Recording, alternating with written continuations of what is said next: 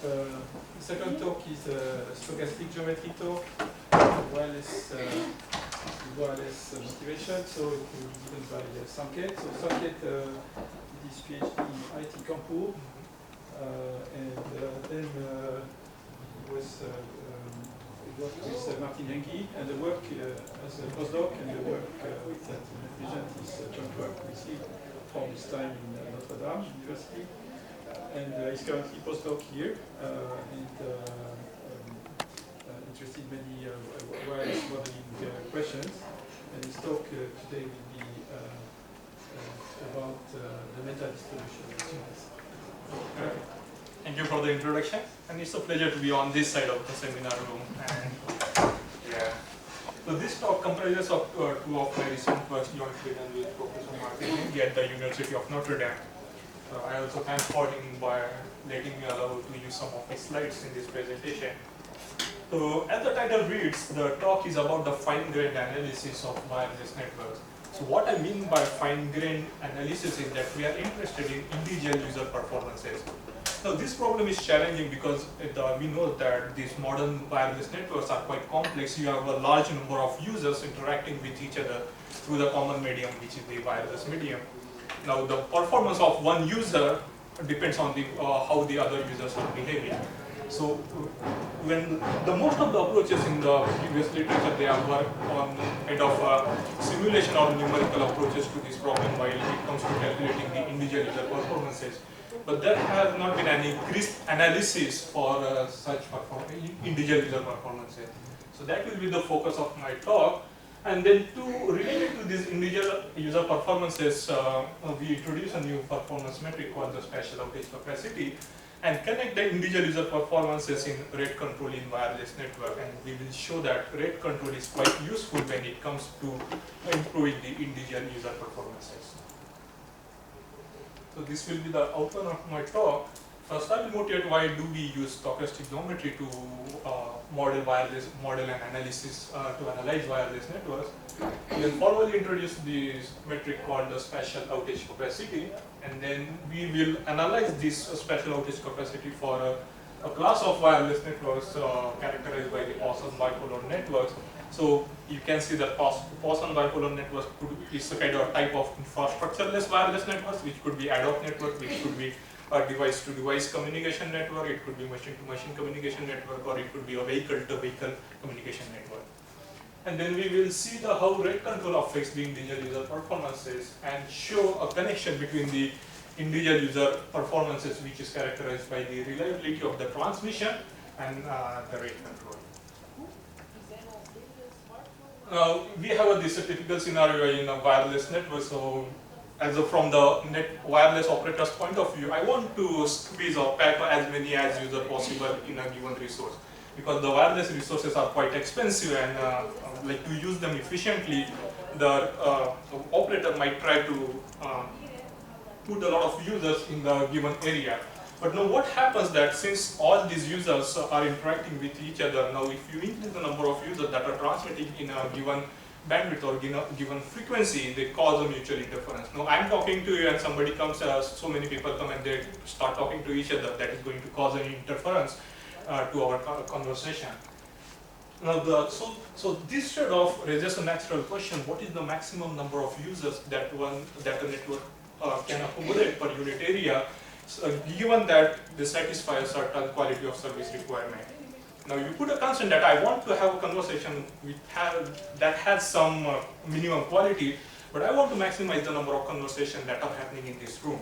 So this is a very fundamental question and very simple question, but surprisingly it has remained unanswered for a long time. So we will attempt to answer this question in this talk. Now why we use stochastic geometry? So certainly there have been some approaches from game theory or optimization point of view where you put some constraint on the quality of service, and then you try to see how individual performances or collectively how is the network behavior. You try to maximize something, some throughput or fairness or latency or this kind of metrics. But these approaches, like for example game theory or optimization, they do not allows us some nice rich insights into the network design. So because sometimes you get you can do analysis, some performance evaluation by simulation and optimization, but it does not give you how individual parameters of network parameters affect the overall performance. What happens that, let's say, to perform modeling or analyze a wireless network, let's say we could say, okay, let's focus on this one particular configuration of the network, and then we have this, and I give you a set of coordinates of the nodes where they lie, and then probably other design parameters of the network, let's say how the wireless channel affect the communication. And then we eventually can figure out the performance metrics such as latency, throughput over a particular link. So here it is shown between a green and red node. Now, of course, after some times the network change a little bit. The nodes move around, and then you get a new configuration. And then you start from the scratch, and then you again have this new set of coordinates, and then you do the same analysis again, and then the same analysis again for the third configuration. Now, in my view, I wouldn't call these three configurations, this configuration, and that configuration as three different networks. Rather, I would call them as a class of network or ensemble of networks. And then it would be of interesting to make some statements that capture the characteristics of this ensemble of network. So that is we are interested in. Now, analyzing a specific instance or specific configuration of a network is not very useful, because whatever the analysis we do, that is just restricted to that particular configuration of the network. And at the same time, it is difficult because you have this long list of coordinates of the nodes, and then you cannot, it is very hard to come up with some closed form expression that can give us some insights into the network design. So it will be helpful if we can make some statistical statements about this class of network realization, and then and we will see that. So that gives us a lot of fractability, and it gives us some nice closed form expression when we try to model these wireless networks using some different spatial nodes. Now, what happens is in a stochastic geometry or in a specific point process theory, we represent the nodes in a wireless network by points, and then those locations of the nodes follow some probabilistic distribution, and then based on that distribution, we can do some analysis, as we will see later in the talk.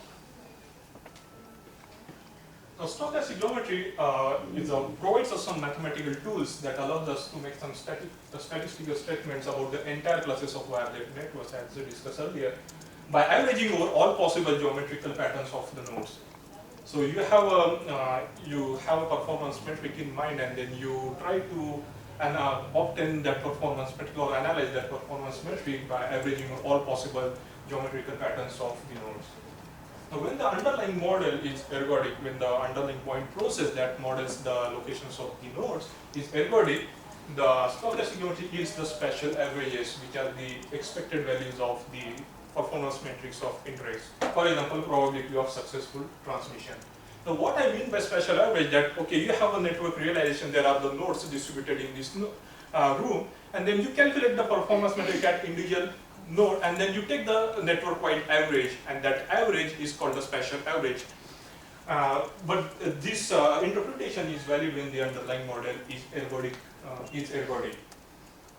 So it will be clear what I mean by spatial average and why it is not a good idea to use spatial averages.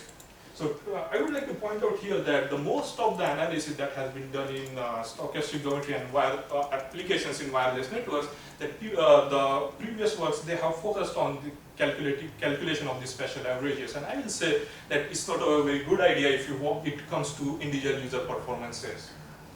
Now let phi denote the point process, and f is some performance function that we are interested in. It could be reliability, it could be rate, it could be latency. And now the ensemble average for a general some performance function is given by f bar, where E here denotes the expectation, and this expectation is calculated at the user, which is at the origin, and that user is called the typical user. So typical user here means the usual definition of typical, that it's a representative of a class of something. So here we have the class of nodes or class of realizations. So this user represents a class of users that are present in those networks. Now, in an ergodic setting, the performance of this typical user is the performance averaged over all users. So again, you have a network, and then you have a realization of the network, and you have a users, and you calculate the individual user performances, and you take an average, and then you get the average of the typical user. So you can view this typical user as an imaginary user whose performance is the performance average to all users in the network. And in a realization of a point process, or in a realization of the network, there is no typical user, because there are users which have a performance much higher than the performance of the typical user, and there are users which have much smaller performance than the performance of the typical user. So just calculating this average, taking this expectation is not sufficient. So we have to look into the other properties of the random variable given by f of phi. So it could be variance, it could be higher moments of the random variable. Now to just clarify further the typical user concept, now we have this typical French person who lives 82 years and makes some 30,000 USD per year. And then we have this typical American tourist who lives 79 years and earns about 41,000 USD per year. Now, this is when we calculate these statistics. When we calculate by taking average over the certain like a number of samples of the number of the population throughout the country, and we take the average, and then we come up with this number. So same cases with the typical user. So we take the average over the network, and then we come up with the performance of the typical user. Now, but what happens when you deal with the typicality? It creates inequality. It doesn't concern about the inequality. Now, this is some statistics about the inequality in France. So you can see that the 1% of the population earns some 250,000 USD per year, and then there are these numbers. So interesting fact is that this top 20% of the population earns 5 times as much as the bottom 20%. And same cases in the USA where the top 20% earns 8 times as much as the bottom 20%. Now, in certain various circumstances, just merely considering the typical entity is not sufficient, because it provides just limited information. So these were the stats for the typical French person, but now if you go for the individual users, the number says completely a different story. And then, for example, whether people are happy in a country or not, it depends on the inequality, not the absolute income or wealth of the number of rooms they stay in. It depends on how unfair the system is to them. So same case is in the wireless.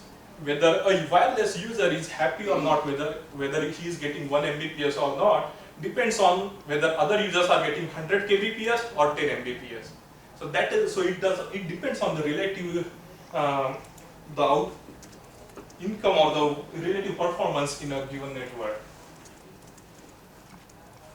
Now that's why this taking an average considering the performance for the typical user is not a sufficient thing when it comes to the performance of individual users. So what we need the distribution. So now coming again to the performance function f. Now we can write the distribution, spatial distribution by the expression here, expectation, like 1 indicates is the indicator function, and it is the probability that what is that performance function is greater than x. Now again, in an ergodic setting, we can interpret this f bar x, which is the distribution, is the fraction of the users that achieve a performance at least x. So earlier when we talked about the spatial averages, it was just the average of the performance function, but here now we are interested in the distribution of that performance function, and it allows us to calculate the fraction of the users or fraction of the wireless link in the network that achieve a certain minimum performance. So obviously the distribution provides much more information than it just is mean.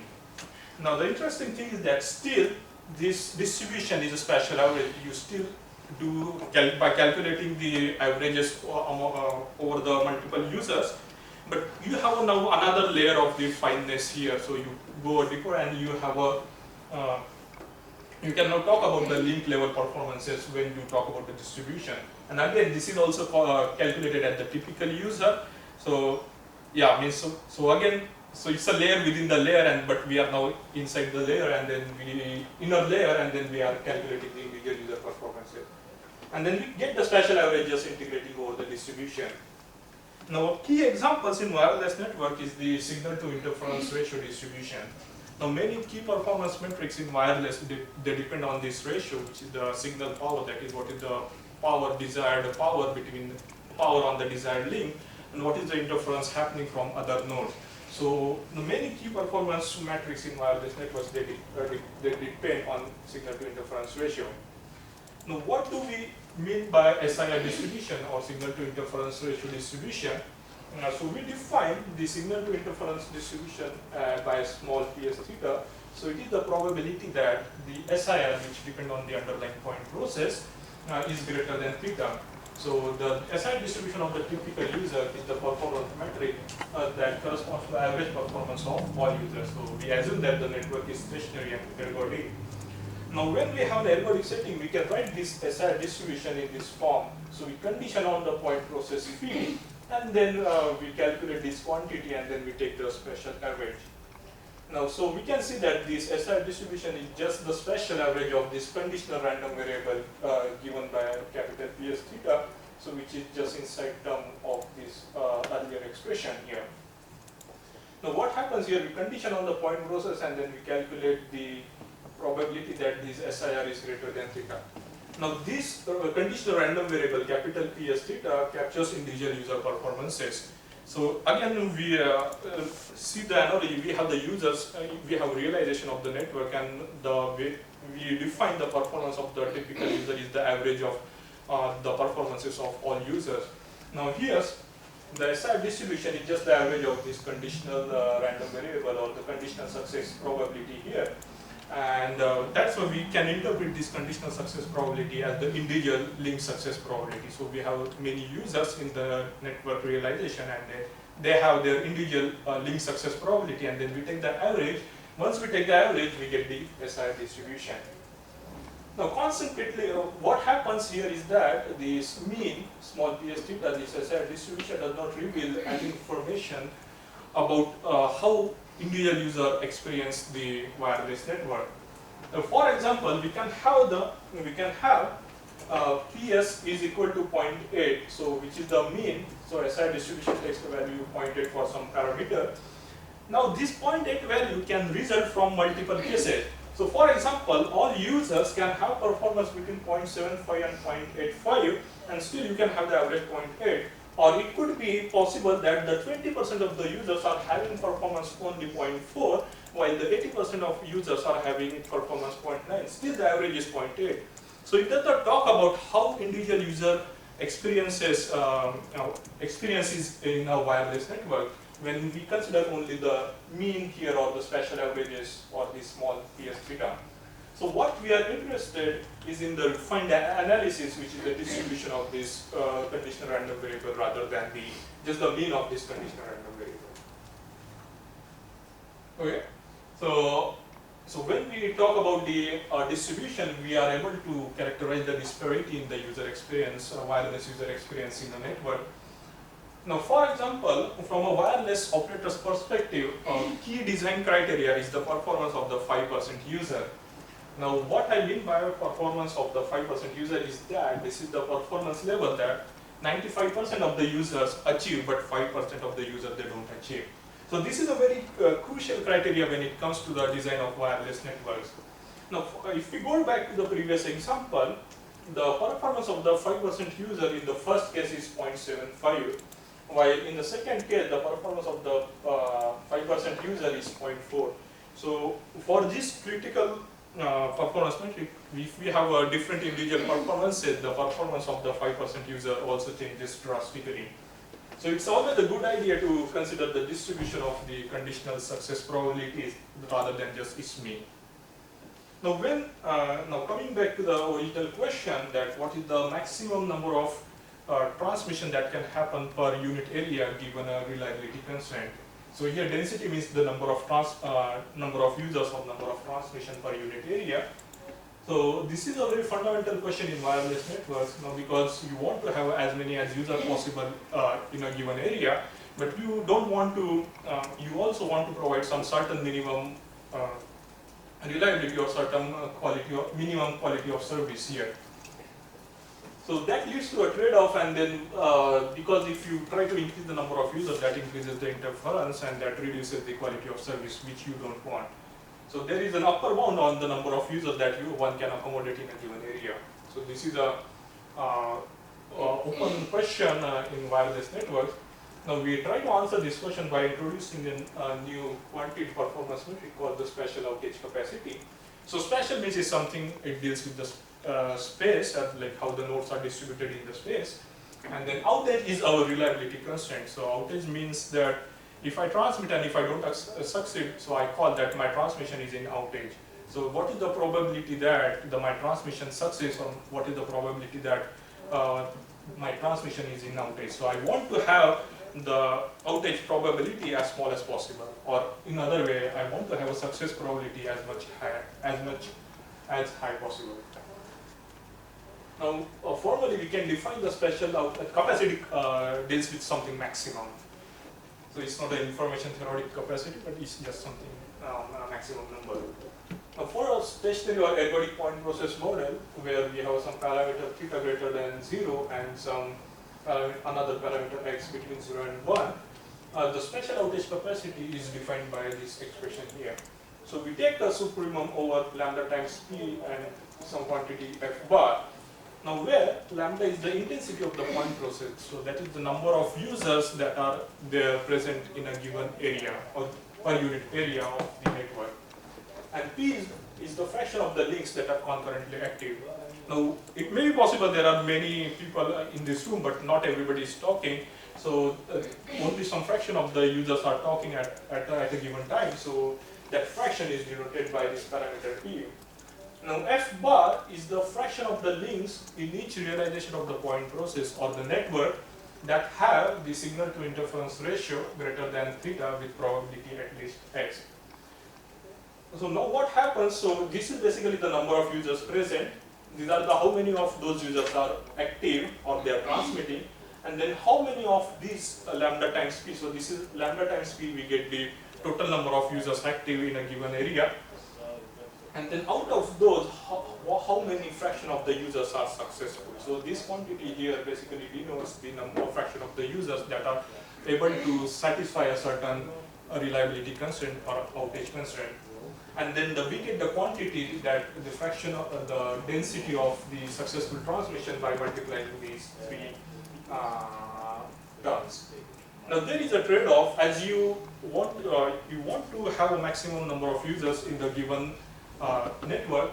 Now what is there? You can either increase lambda or you can increase p. So this quantity there in this product that increases linearly. Now what happens as you increase lambda or p, so more users are active in the room, and because of that it causes some higher interference to the concurrent transmissions, and then that reduces the fraction of the links that are successful. So basically this product is increasing, but this quantity here f bar, which depend on some parameter theta and x, it decreases. So we have a trade-off, and then we want to find this optimal lambda and p such that we can maximize this quantity. Now, just so far. Now it turns out that this quantity here, f bar theta, we can represent as the meta distribution of the signal to interference ratio. So I will come to that, what does the meta distribution means here. Now for a stationary and ergodic point process, that this quantity, the fraction of the successful links, is just the distribution of the conditional link success probability that we discussed earlier. Rather than going for the mean, just go for the distribution. And if we take the distribution of the quantity of this conditional random variable here, that probability SIR is greater than theta condition on the point process, and if we take the distribution, in fact we get the fraction of the successful links in a realization of the network. Now theta is nothing but some SIR threshold, so it is a design parameter, and we can it's in our hand to what value the theta can be set. Now, it might be good to say a few words on what is the remaining randomness once you have. Oh yeah. So because otherwise. Oh yes, yeah, and yeah. So it's sorry, I missed that. So this probability is evaluated on the other randomness that are present in the channel. It could be the channel variation, so it could be a fading channel, and it could be the access scheme. So probably I am moody and I just randomly start talking at some time. So it may be possible with other users, so they randomly access the channel at their will or with some probability. And so we have this randomness how to access the channel, and then how the fading of the wireless channels between two users behave. So this probability, even though we condition on the point process here, this probability is calculated by averaging over all other randomness in the wireless networks. It could be channel fading, it could be the channel access scheme. Now this distribution of these conditional random variables is called the meta-distribution of the SIR. So meta-distribution means the distribution of a distribution, because this quantity conditional random variable is already a distribution. This is the probability that it is greater than theta, so it is already a distribution. Now we are interested in calculating the distribution of this conditional distribution. So that's why we call it as a meta-distribution of the signal to interference ratio. And we can interpret this parameter x as the target reliability. Now we have a certain performance requirement, and then we set that we use that performance metric as the reliability, and x in this case denotes the target reliability. So it could be target rate, it could be the target latency. It depends on how you want to design your network. Now we can interpret the meta distribution as the fraction of the links that achieve a reliability x in each realization of fleet. So now here we are have come back to the individual user link reliabilities we are interested in, rather than just talking about the average reliability in the network. So it is important to note that this meta distribution framework provides tool to analyze the spatial outage capacity, but it is not needed to define the spatial outage capacity, because this definition is quite general. It could be, it is valid for many different point process model as long as they are stationary and ergodic. But this is one of the tools, it may be possible that this quantity can be evaluated in certain different way. But in this talk, we will just focus on the use of the meta distribution to analyze the spatial outage capacity.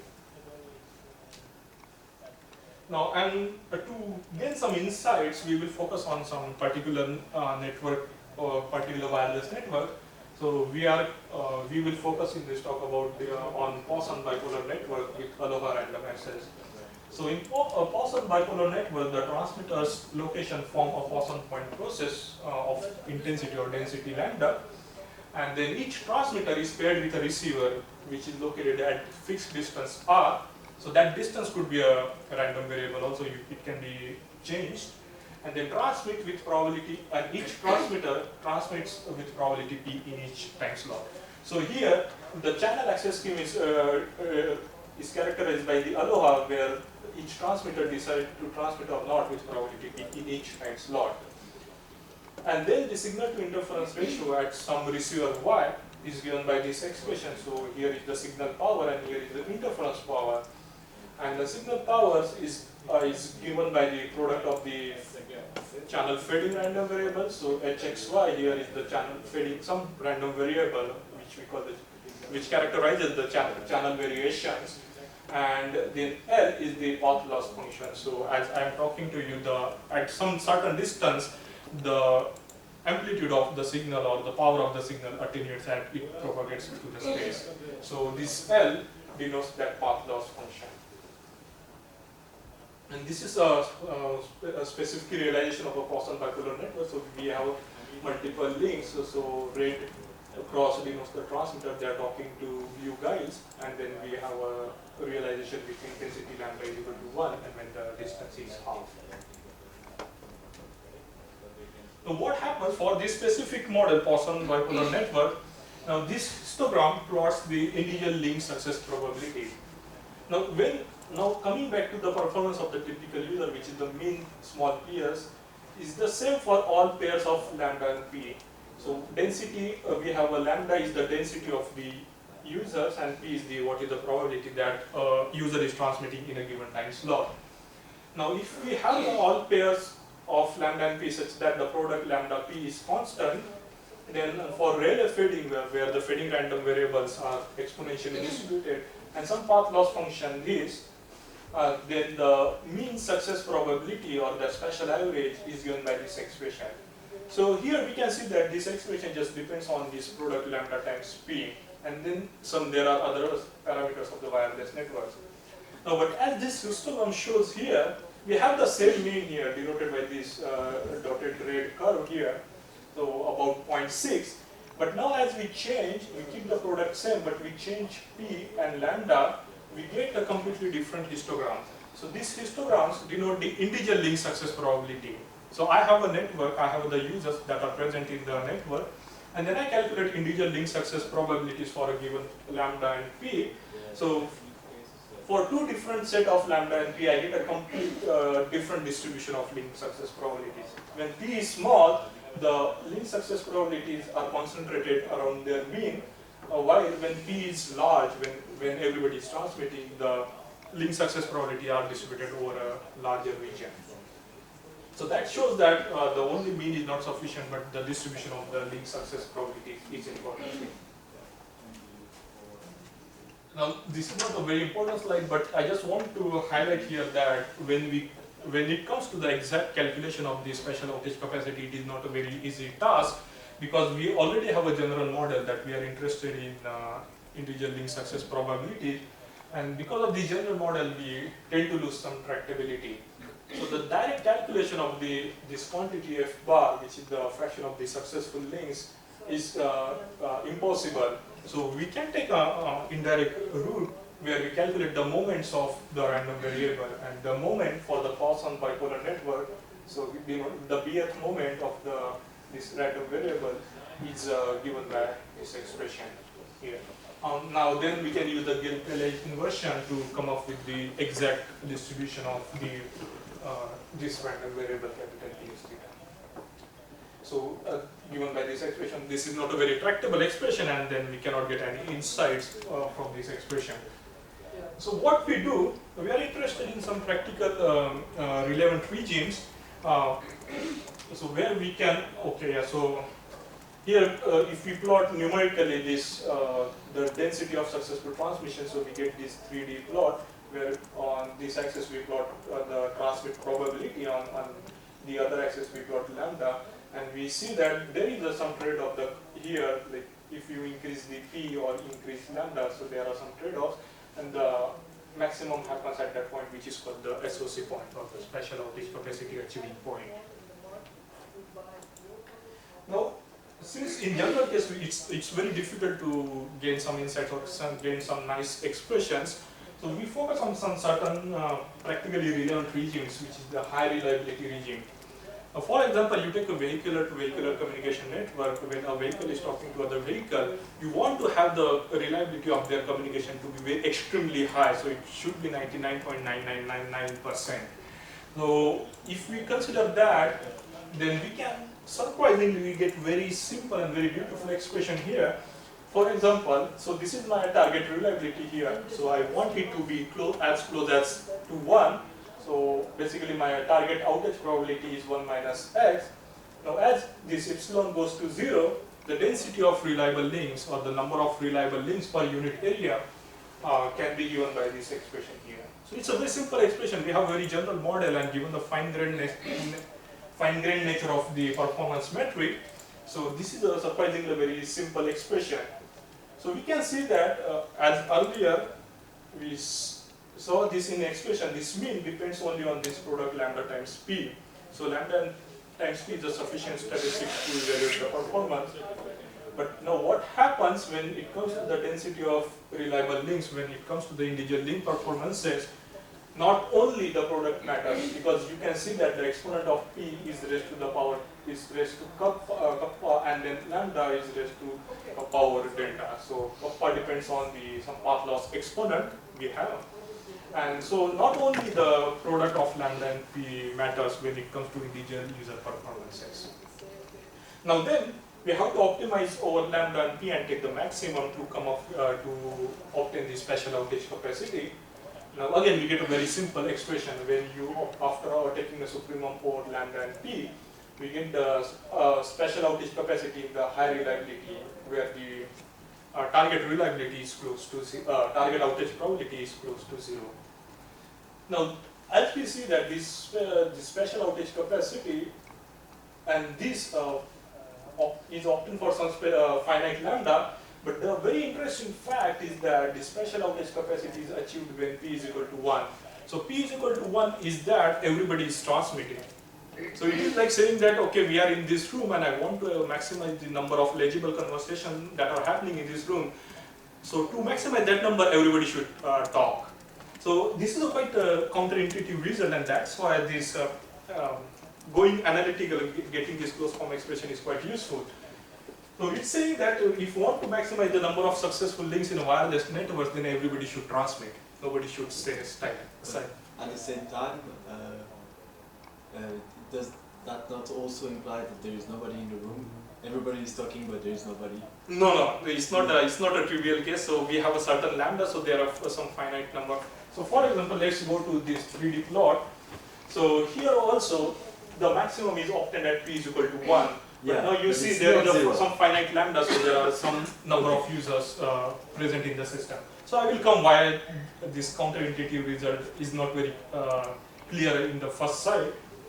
Because what happens is that if we go to this definition, we have this product lambda times P and this factor here, which is decreasing as you increase lambda and P. Now in the high reliability regime, what happens if you increase lambda or P, or if you increase P, this product increases linearly. But now as you increase P, this quantity here is decreasing, but that quantity does not decrease as fast as it is increasing. So because of this fast increase when you increase P in the ultra reliable regime or high reliability regime, this quantity is maximized when P is equal to 1. So still we can have some finite lambda. So finite lambda means there is a finite density, so which means that there are some finite number of users present in a given area. Yeah. So it's better to assume that there are few people, still some people in the room, and you are sure that they talk together, and because there are not too many people, there are less. The chances of interference is low. Yeah. To make more people in there, but they don't. All of them talk, but when they do, there can be some interference now. Yeah, so exactly. So it is the like again coming to this 3D plot. So we can say that now if you increase this lambda from 0 to this side, you achieve the special outage capacity. Now again, you keep increasing the number of users. Now you are no more achieving the special outage capacity, so it's decreasing. But now what happens with P? It's monotonically increasing depending in the ultra reliable regime. So this result, so I would like to point out that this result is valid when only we are concerned about the ultra reliable regime where this epsilon goes to 0. So this may not be valid when epsilon takes value, some value between 0 and 1, and not necessarily going to 0. So this result is valid only for the high reliability regime. But for general cases, it's very difficult to obtain an expression for the special outage capacity. So, but now epsilon going to 0 is a quite interesting case for the people in wireless networks. So we just focused on that. And this is only for the pass loss, which is this power. We are not sure yet. So we haven't seen that. No, Yeah. So the path loss here we have assumed this path loss, power law, path loss. So the signal power attenuates with this law. But it would be interesting to see how things happen when we go for the bounded path loss, not the unbounded path loss. But so of course when it relies on closed form expression, this closed form expression comes from these path loss. Right? Yeah, but I believe that it may be possible to derive some expression, nice expression, at least again asymptotically for the bounded path loss expression. Probably it's worth giving it a try. Now another interesting observation here is that if you so this quantity, if you set just link distance to, and this result also holds when the link distances are random. So until now we assume that the link distance between a transmitter and receiver it is fixed, but you can have a random link distance, let's say Rayleigh distributed link distance. So you can interpret this Rayleigh distributed link distances as that you are talking to the nearest person, you are to your nearest person. So you have a transmitter, so it talks to its nearest receiver. Now, if we forget about this part, it depends mostly on the path loss, how the path loss varies. So there is an interesting ratio here, epsilon over theta. Now epsilon is our target reliability or the target reliability. Now theta is the SIR threshold.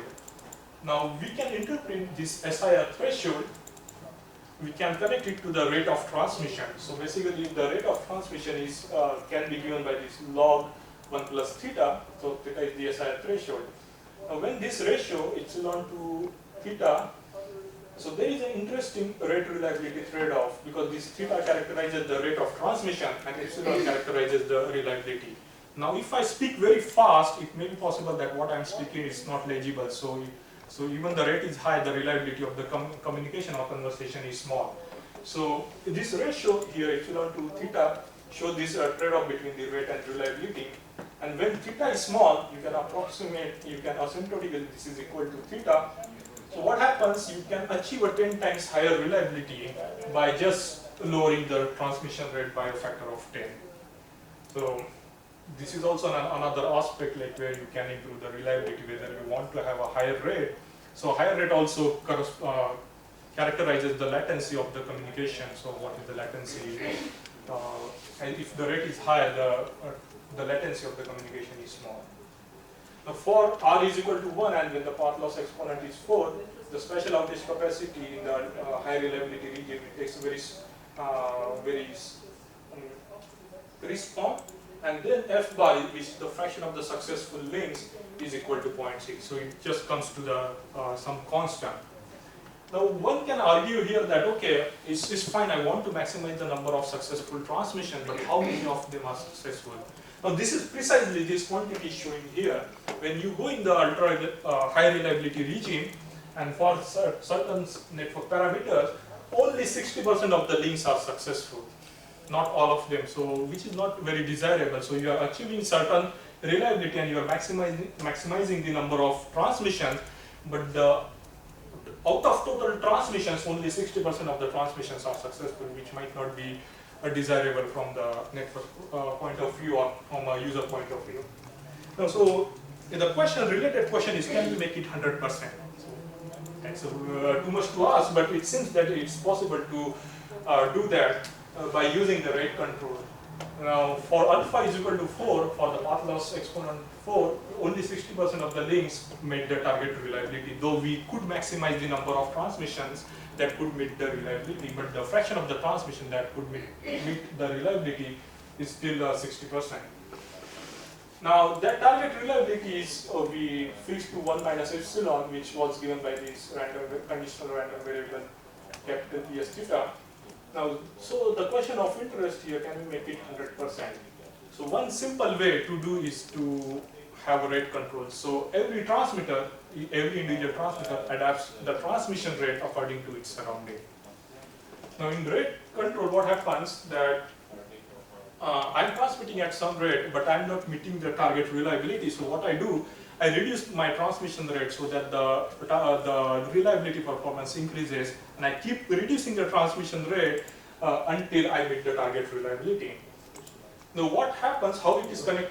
What you call transmission rate is log of 1 plus theta. Yeah, log of 1 plus theta. It's not the log of 1 plus SIR. Yeah, not that. It's the outage capacity.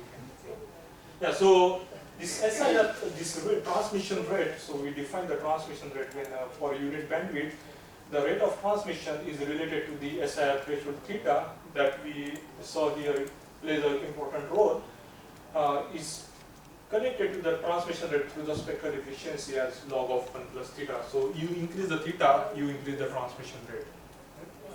Now due to random point process, the SIR threshold for which the individual link success probability, this PS is 1 minus epsilon, is random. Now what happens here, that what I mean here, if you have a target reliability and you calculate this random variable, so there were possibility that 60% of the links could not satisfy this, this random variable was smaller than 1 minus epsilon. Now what happens, we do the other thing that we want each link success probability to be equal to 1 minus epsilon, but since the underlying point process is random, now this quantity, the threshold for which capital D is also random. And then this capital T can be obtained by inverting this expression for the target reliability of epsilon. Now what I mean by this is clear in this picture. Now this is again the Poisson bipolar network where a transmitter talking to a receiver at a fixed distance. And then we have a deterministic SI threshold. We fix theta is equal to 1. And then we calculate individual success probability given by this capital PS, which is the probability that SIR is greater than theta, condition of the point process. Now, these are the links in a realization of the network, and these numbers here denotes these values of this conditional random variable or the link success probabilities or individual link success probabilities. Now, we can see that if we have now the target reliability is 0.9, so only these three links, 0.95, 0.95, and 0.92 satisfy the target reliability, but the rest of the 7 links out of these 10 links, they do not satisfy the target reliability because they achieve a reliability which is smaller than 0.9. Now, in the second figure, what happens, I fix the target reliability. I say that, okay, each link should achieve the target reliability of 0.9 or equivalent to target outage probability of 0.1. And I change my transmission rate, or I change my SI threshold such that each link meets the target reliability. Now in this case, the SI threshold was fixed to 1, now I make it random. So these numbers on the second figure denotes those SIR threshold values. So here, because this link is already achieving getting a better performance than required, which is 0.9, then you have the luxury of reducing the, increasing the transmission rate such that this drops to 0.9. Now this number is the SIR threshold here. So earlier it was just 1, now you could increase this SIR threshold to 2.06 and still satisfy the target reliability. And the advantage here is that you are now getting a higher rate. But now what happens with these links? Now if you go with this link, which is very poor link here and achieving only 0.06 of success probability, then you have to reduce the transmission rate to 0.01 here, or the SI threshold here 0.01, such that the reliability of this link becomes 0.9. So there is a trade-off between the rate and reliability, and on the second figure it shows how the SI threshold should be adapted such that to meet the target reliability. And then what happens? Then we can plot the distribution of those SI threshold, and that gives a very interesting result, which is quite useful in the sense that if we plot the meta-distribution, the quantity here, that probability that this conditional random variable ES theta is greater than 1 minus epsilon. So again, that is the fraction of the successful links. So that distribution, this meta-distribution of the SIR is equivalent to the distribution of the SIR threshold we get in this case. So, which is quite surprising, although not that surprising, but it's a quite interesting result because it allows us to opens up a completely new dimension to the analysis of wireless networks. So here, this is the SIR meta-distribution given by this distribution of this conditional success probability, and this is the distribution of the random SIR threshold such that each link satisfies the target reliability. Now we can interpret this result as the two sides of the SIR meta-distribution. Now for a fixed SIR threshold, T is equal to theta, now this quantity is the distribution of the conditional success probability or the per link reliability distribution. So it's basically the distribution of the reliability in a given network realization. And now, so here the random variable of interest is this capital PS theta. Now when you go for the fixed reliability threshold of 1 minus epsilon, so you have you want each link to achieve this target reliability, then the distribution of this capital T, which is the random SIR threshold, is equivalent to the rate distribution. Now these two distributions are the same when you calculate the quantities. So basically the random variable of interest here is the conditional success probability for a given fixed SIR threshold. Now we fix the reliability threshold here, and then the random variable of interest is this random SIR threshold. And then we can calculate the weight distribution, then which is just the probability that this calligraphic r is greater than small r, and then we get we can represent this rate distribution in terms of the distribution of the SIR threshold. So basically, we can interpret the SR meta distribution as the exact distribution of the integer transmission rate of all links in a realization of the network, such that all links satisfy the target reliability. Now, this is quite important in high reliability applications like such as vehicle-to-vehicle communication, where you need a very high reliable communications to be. Now, the another advantage of using this rate control approach is that we get very crisp expressions even for general cases. So, as we know that, so for general cases we have to use the Gill-Pellet theorem or some kind of approximation to come up with the distribution of the link success probabilities. But now, if we go for the general cases where the target reliability is takes any value between 0 and 1, and for the path loss exponent alpha is equal to 4, we get the expression for the distribution of this SIR threshold given by this expression. So this distribution is nothing but the SIR meta distribution. But if we had gone with the direct approach, it's not even possible to get some nice expression. Forget about the nice expression, even some closed form expression or a complicated expression when for any general value of epsilon. But if we go with this rate control approach and exploit the duality between the per link reliability and the rate control, then we can get a nice expression of the fraction of the links that are successful and given by this expression here. Now, to conclude the talk, so we focused on the infrastructureless wireless network with Aloha. So, and we tried to answer the question that what is the maximum number of concurrent transmissions per unit area that can happen given a reliability constraint, which was the outage constraint. Now, interestingly, when we employ Aloha in the high reliability regime, then to maximize the number of reliable transmission, then everybody should be transmitting. Now, the framework of this special outage capacity provides a mathematical foundation for the network densification under strict reliability constraint. You can model the problems where you want to see whether by densifying the network, are you achieving how much you can achieve or how many users you can pack in a given area given some certain reliability constraint. Now, the SOC has a wide range of application as discussed earlier in cellular, ad hoc, device-to-device, machine-to-machine or vehicular networks. And there is an interesting duality between the per link reliability and the rate control happening at the transmitter. And we can exploit this duality to come up with some nice expression or some nice, to come up with some alternative perspective of the densification of the network. Now, since we have, there are two parameters of the SIR meta distribution, which is the rate and reliability. So rate is also indirectly connected to the latency, and then reliability is something quality of service that we want. So it could be possible that it would be interesting to see how this framework behaves in the ultra-reliable low latency communication networks. Because the SR meta distribution takes care of the latency as well as the reliability. So it would be interesting to see the application in the URLs. Thank you.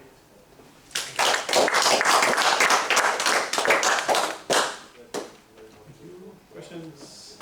Can we go to the previous slide? So why is it approximation? In what sense? So the approximation, it comes because when you take the, so I have the proof here. Now what happens, this is the success probability you calculate, and then you, 1 over k is the number of nearest interferers you are considering, the k first interferers.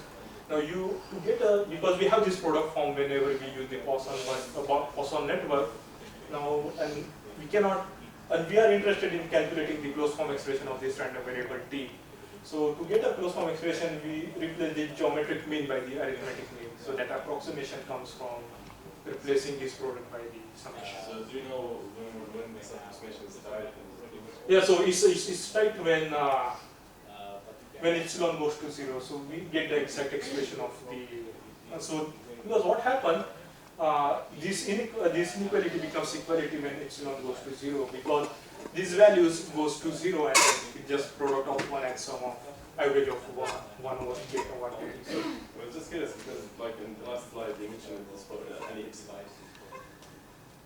Yeah, so this approximation, this is a very close approximation, so even if you take Even if you yeah, take only, so I have a plot also.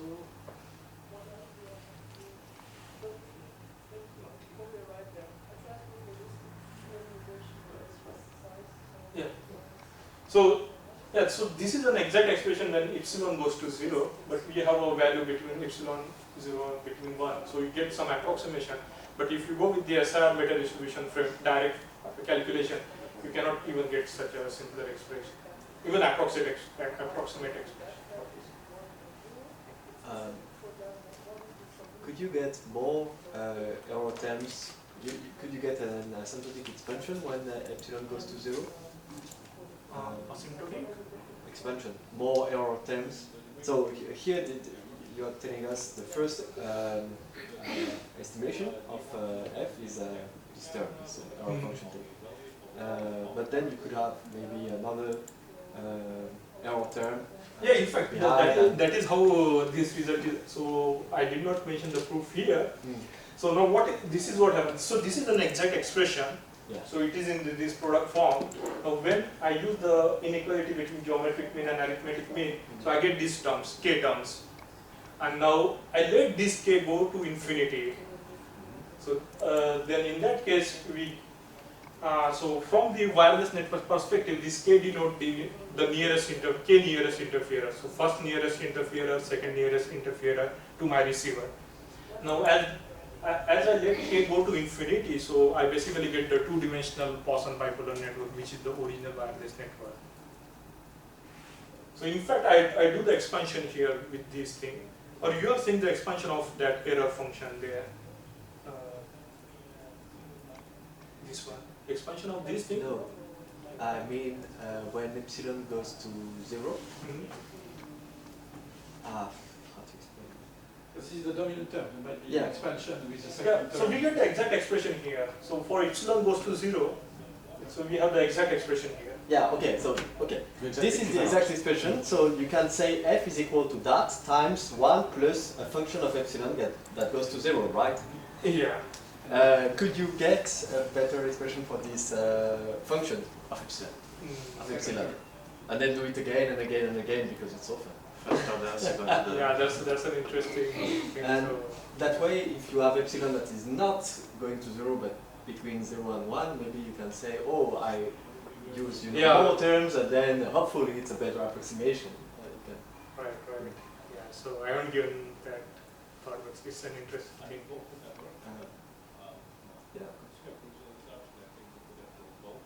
Yeah, basically, you can see that because when epsilon goes to 0, this is an exact expression. Yeah. Now, when epsilon is between, this is the expression. So basically, you can have something multiplying this expression so that you reach some better approximation. And then, Sometimes you're lucky and you realize after your computations that in all the steps you can derive as many error terms as you want. And then you can say, oh, it's a lot of calculus, I don't want to do it in the paper, but if you want, it's possible.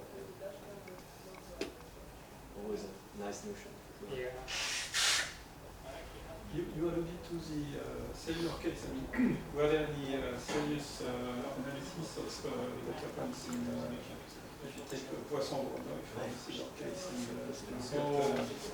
In SR meta distribution, you can calculate the SR meta distribution now. But when it comes to the spatial outage capacity, so there is a caveat because we have this definition lambda, and now in cellular case, when you connect to the nearest base station, this also decreases with equally. So basically, this lambda gets cancelled with the lambda that is affecting this F bar. And there is no meaningful definition there. So how to define it? If we go with the signal to interference ratio concept, I'm not sure about SINR because SINR then this is not again because this does not decrease with lambda as fast. Yeah, the parameter P is so there is no law. Yeah. So the first place. But there are results on the distribution of the quality of coverage conditional hypothesis for Poisson order in Wisconsin. So that's what you said. Yeah, so basically we can evaluate the meta distribution for the Poisson cellular networks, but may not be the special outage capacity. Okay. question. Ah, So, last slide you mentioned that, I mean, one of the main conclusions here is that for Aloha, you should maximize the number of points that are transmitted in order to, like maximize the number of active transmission strength to achieve this successful one. How sensitive is this to the path loss? Like, is it related somehow that points they get sort of Yeah, maybe, yeah, so that's why I think you were not here, like, Professor asked the same question. So it would be interesting if you go with the bounded path loss, because the path loss model here uses the unbounded one, so it's the standard power law path loss model. We go with the bounded path loss model. I'm not sure. Probably this might not hold, that you might get a different value of P. So one surprising result that I did not show here, that if we go by numerically, we observe that if we so everybody should transmit when epsilon goes to 0, when epsilon is in between, then you can numerically calculate the optimal P. So optimal P either goes to 0 or it is equal to 1. So everybody should transmit or everybody should decide that. So yeah, so we have this for this Poisson bipolar case, we have this bipolar case of the transmit probability. So that is also like something we could not prove analytically, but yeah, so that is something we observed numerically. So that's a very interesting case. So probably, yeah, as you said, it is quite dependent on what path loss model we are considering. So probably if we move to some different path loss model, probably bounded path loss model, we might get some different result, but I'm not sure. okay, let's thank the Thank you. speakers.